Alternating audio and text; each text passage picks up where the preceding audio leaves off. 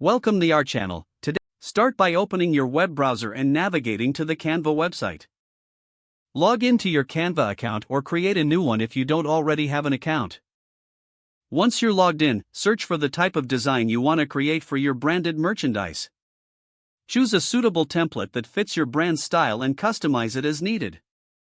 Make sure you add your brand elements such as logos, fonts, and colors to maintain consistency. After finishing your design, click on the download button located at the top right corner of the screen. Select the file format that works best for your needs, such as PNG or JPG. Once downloaded, open a new tab in your browser and go to the Printful website.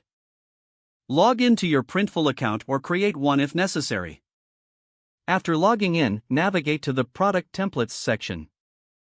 Click on the Choose a Product button to select the type of merchandise you want to create. Upload the design file you downloaded from Canva by clicking on the Upload File button.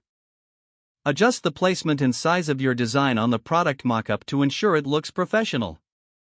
Once you're satisfied with the design placement, click on Proceed to Mockups.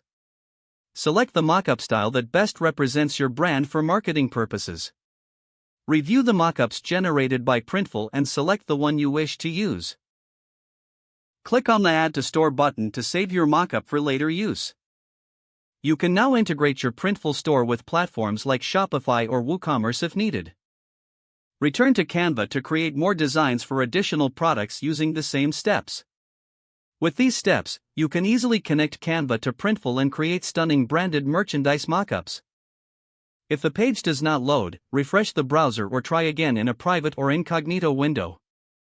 Make sure you are using the correct email address, then retype it carefully to avoid small typos. If your password is not accepted, use the reset option and create a new strong password you can remember. Check your spam folder for verification or security emails, then complete any requested confirmation steps. Enable two-factor authentication if available to improve account security and reduce unauthorized access risk.